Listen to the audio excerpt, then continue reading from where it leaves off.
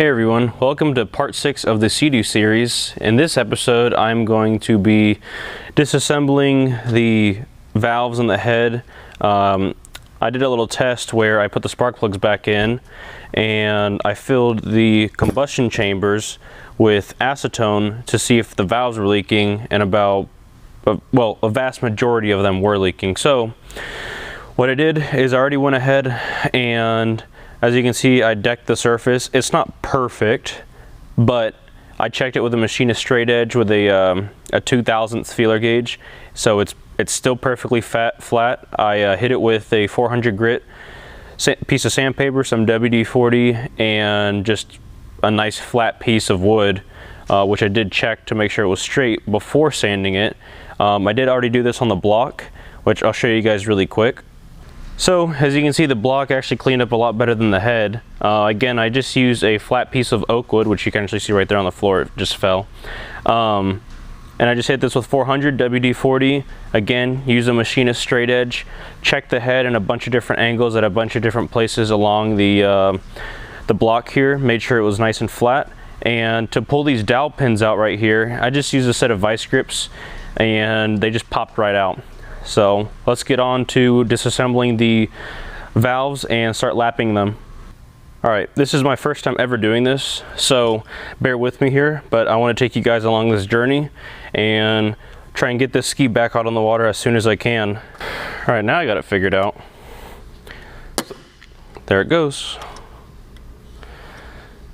So you basically, I've never used this before, but basically use this T-handle down here to actually squeeze the valve, and I'm going to come in here with my magnets or magnet to pull out the retainers, or I'm not going to.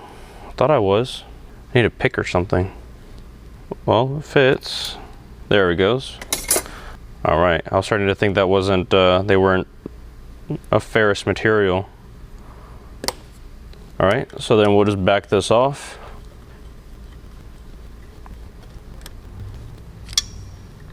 All right, that's the first one. I'm gonna go grab a pocket screwdriver to make the other ones easier to pop off. And I do have new valve stem seals coming for this thing too. I just ordered them off Partzilla. I'm surprised that thing didn't just fall. And to be honest, they are sealing just fine. But, I mean, they were $82, so why not? And I'm just gonna do these. I'm gonna pop these off one at a time. Is it gonna take a while? Yeah, but oh well, here we are. So I'm gonna start off using the coarse valve lapping compound. As you can see, it's coarse valve lapping compound. And then we'll just finish it off with some fine, and then probably grab some brake parts cleaner and just clean off the compound from the sealing surface, because you do not want to leave this on that mating surface, and you also don't need much of it either. Just a few little dabs, and I left a little bit of oil on the valve stem seal, that because I'm going to be spinning it back and forth. It doesn't really matter because I'm replacing the seals anyways, but oh well, that's just how I am.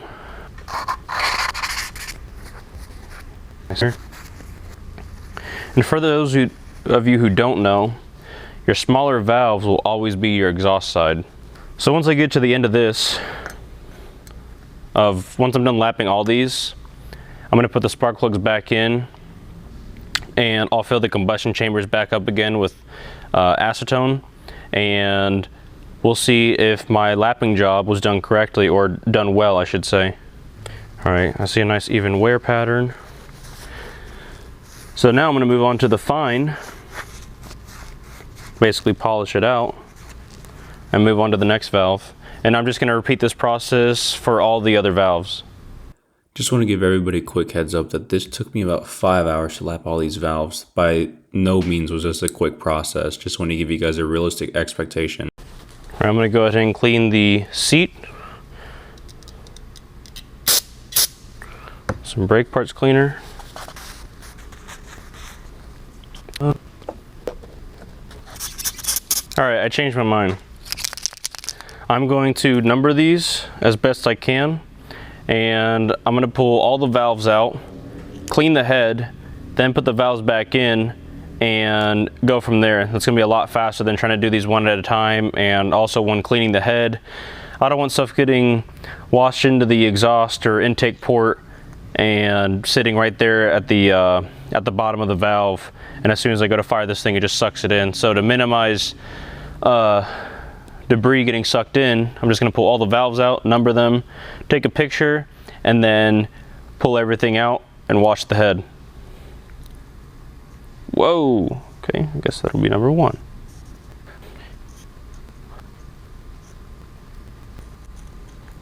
Alright, so this probably doesn't matter, but I'm going to do it anyways because it makes me feel better. I'm going to bag each one of these valves individually with everything that I took off of them. So the retainers, all that stuff. Just put everything in a bag as one assembly.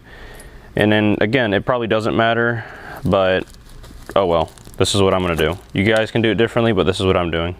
Hey everyone, so this is a few days later. I went ahead and took out all the valves like I said I was going to. Wasn't too bad of a job using that valve spring compressor. And then I also went ahead and pulled out all the valve stem seals. I'll show you what type of pliers I used to pull them out. Basically, they look like needle nose, but the ends are curved, and then you just wiggle off the valve stem seals. So I'm gonna go ahead, spray some degreaser on this, and start cleaning everything. And I'll bring you guys with me.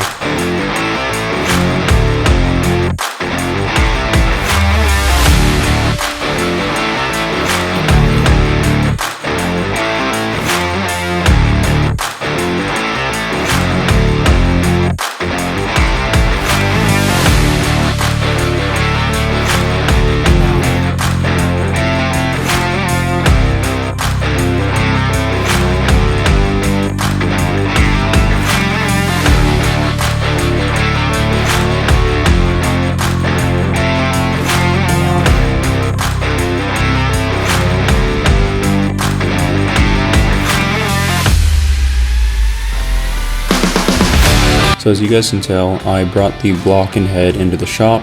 In this part, I'm going to blow all the water out of all the bearings and any orifice and coat the cylinders with some ATF, make sure that they don't flash.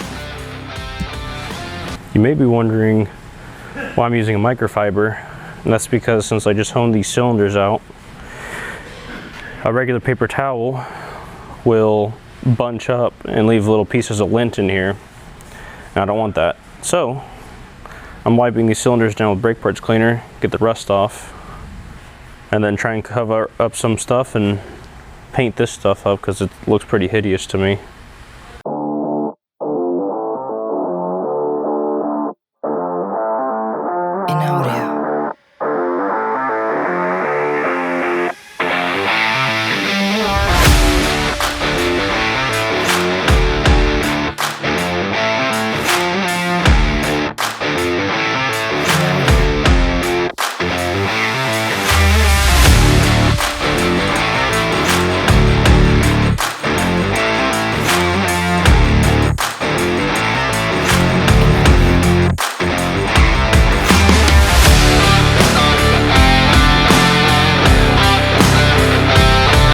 So this is the oil, I don't know how you pronounce it, but it's basically the screen that is just before the main oil pump on the motor. I'm going to pull this pump apart and see what the condition of it is. This is an E8. Well, you can definitely feel something. That sucker's chewed up. Well, I guess you don't need experience. That sucker looks pretty rough. Well, I guess I gotta order a whole new freaking pump assembly. Cover, pump, and all of this is sold individually. It's not sold as one. So you gotta buy all these pieces separate. I'm going to pull the timing cover apart. So I'm gonna undo this plug here. This plug here, this is your pressure regulator. And I'm gonna go ahead and pull the filter out, pull this pump off, and basically just strip this housing of all the oiling components, and the magneto or stator, whatever you want to call it, the magneto. Undo that, that way I can wash it and clean out as much of the gunk and debris that's in this timing cover. So this is your secondary oil pump. These bolts are all E8s. At this point in the build process, I wanted to go ahead and scuff and shoot the block because the corrosion was really bothering me. So I figured while the paint's drying, I can go ahead and continue with disassembling the magneto.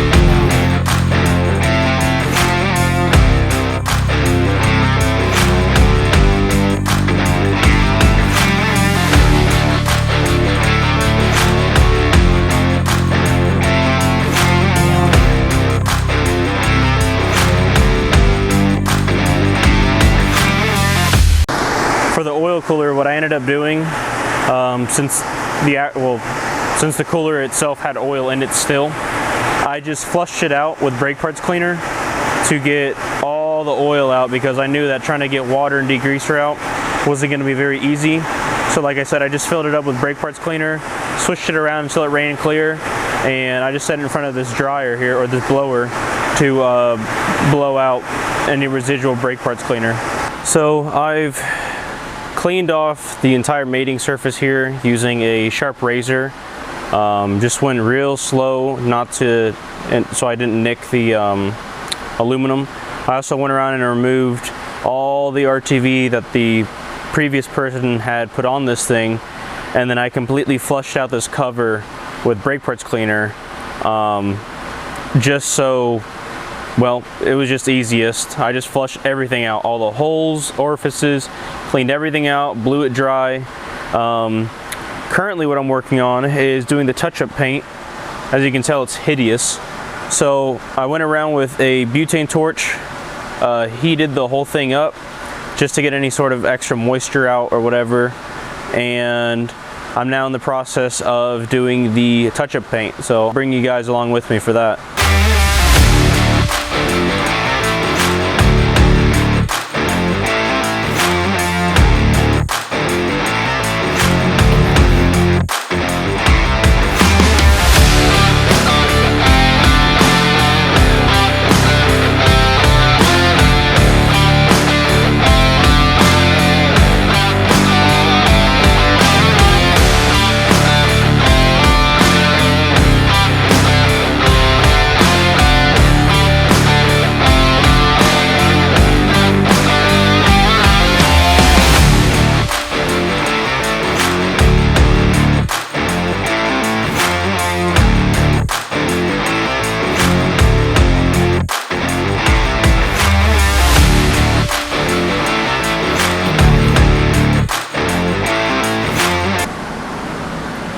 Alright, I'm going to call that good. It's not perfect, but it looks way better than before. So being that this engine injects as supercharger bearings in both oil pumps, the cover was like this. So this is your secondary oil pump cover, this is your primary, this is the one that feeds the supercharger, this is what feeds the engine. So as you can see, it's a little grooved. You can definitely feel it. So what I've got is I got 400 grit sandpaper and a little bit of penetrating oil, and I just evenly sanded this down in a circle motion, went the other way, changed the direction of it, And sanding this down is not going to mess with your tolerance for the oil pump, because this just fastens down to the timing cover. Well, I'd show you, but I'm letting that paint dry. But sanding this down will not change the distance on the oil pump there. And same for the secondary oil pump. Sanding it down a little bit, sure, you're going to change the diameter of this, but it's only by a few thousandths. It's going to be fine. And also too, getting this perfectly smooth, I'm going to go up from 400. I'll probably stop at 1500 or 2000, but this only took me about 6 minutes to sand out the groove. There was a really deep one here and a really deep one here, and it did not take, it didn't take much pressure.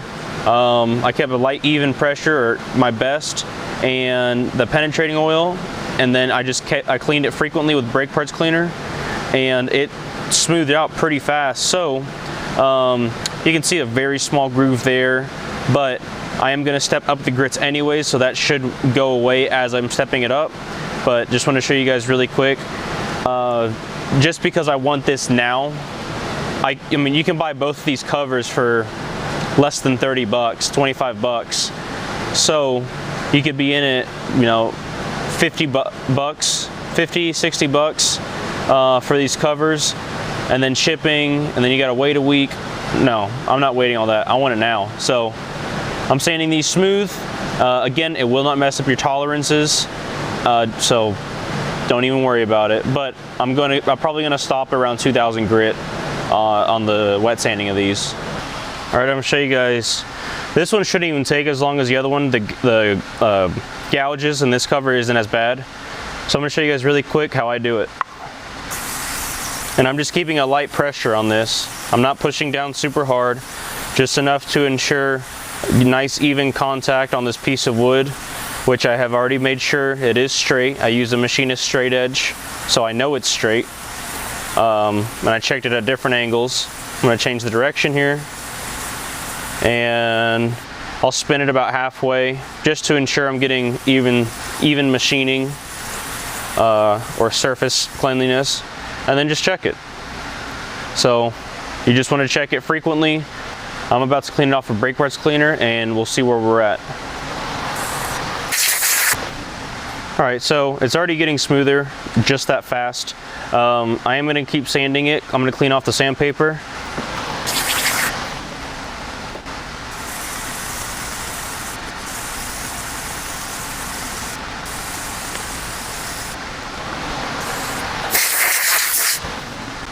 All right, this is already starting to clean up nice. Once I'm done sanding both these covers, again, I will check them with a machinist straight edge, make sure they're flat, fasten them to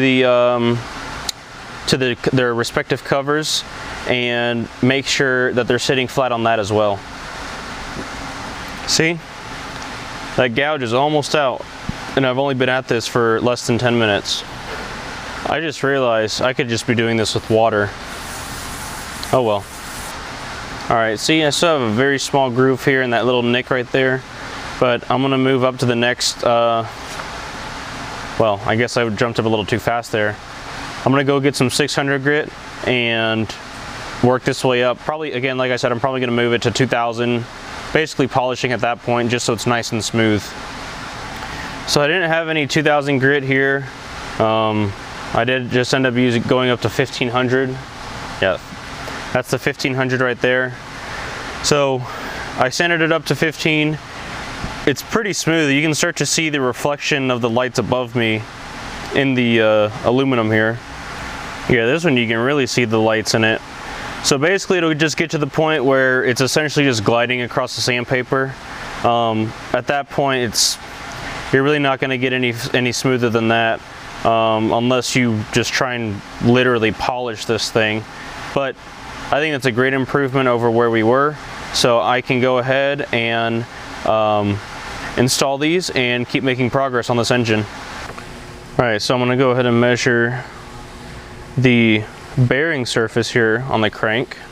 So for the bearings, or sorry, for the mains, you want to be between 1.9681 inches to 1.9689 inches. So this micrometer is going to work perfect. So I'll just do this first one here just because it's easiest. So 1.96. So we'll get to 1.9. This is 1.96. All right, well our first journal is within spec. We are measuring it at 1.968, say 684.5 because it's right in between. So that is within spec. Let's measure the next one. Good. All right.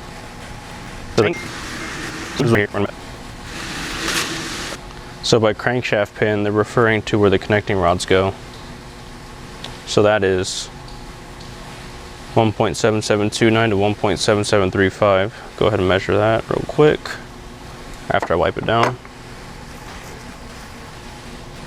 1.7729. So we'll get it to 1.775. Just about there. So that is 1.772543. So that's 1.7723.